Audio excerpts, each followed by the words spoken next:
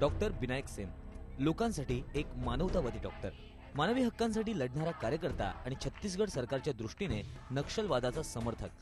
तसा आरोपच विनायक सिंग यांच्यावर ठेवण्यात आलाय. विनायक यांची कहाणी बरंच काही सांगते. कहाणी छत्तीसगड सरकारच्या मनमानी कारभाराची आणि त्याविरुद्ध दाद मागणाऱ्यांच्या दबलेल्या आवाजाची. Dr. Vinayak Sen confined in Central Jail, Raipur, be released on bail on furnishing personal bonds.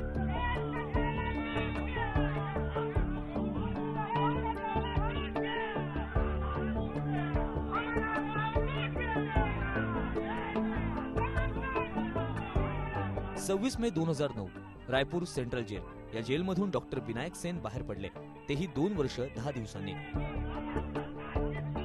त्यांना कोणताही सबळ पुरावा नसताना अटक करण्यात आली होती आणि विनाजामीन जेलमध्ये डांबण्यात आलं होतं. अखेर त्यांची सुटका झाली.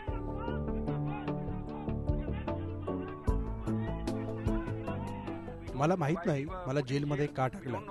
मला जेलमधून सोडलं म्हणून खूप आनंद होत आहे.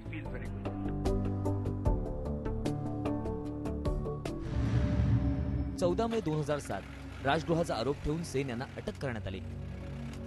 छत्तीसगडच्या विशेष जनसुरक्षा कायद्याच्या विरोधात प्रचार केला म्हणून त्यांच्यावर राज्य सरकार विरोधात युद्ध छेडल्याचा आरोप ठेवण्यात आला. पोलिसांच्या म्हणण्यानुसार रायपूर जेलमध्ये कैद्यांच्या उपचारासाठी जाणं हा त्यांचा गुन्हा होता. या कैद्यांमध्ये एक नक्षलवादी कॉम्रेडही होता. सेन त्याला माओवादी नेत्याची पत्र पुरवत असा आरोप पोलिसांनी ठेवला. मैं अकेला नहीं हूं. मानवी हक्क कार्यकर्त्यांच्या मते त्यांना अटक करण्याचं कारण मात्र वेगळं होतं. त्यांना अटक करण्याच्या महिनाभर आधी संतोषपूरमध्ये छत्तीसगड पोलिसांनी 12 आदिवासींना नक्षलवादी समजून ठार मारलं. विनायक सेन यांच्या People's Union for Civil Liberties या संस्थेने दबाव आणला आणि ठार झालेल्या आदिवासींचं पोस्टमॉर्टम करण्यासाठी पोलिसांना भाग पाडलं. मारल्या गेलेल्यांपैकी 3 जणांना डोक्यावर पिस्तूल ठेवून मारण्यात आलं होतं, तर दोघांचा हत्याराने अत्यंत निर्घुणपणे खून करण्यात आला होता. अर्थातच एन्काउंटर बनावट असल्याचं उघड झालं आणि म्हणूनच पोलिसांनी मोर्चा वळवला विनायक सेन यांच्याकडे.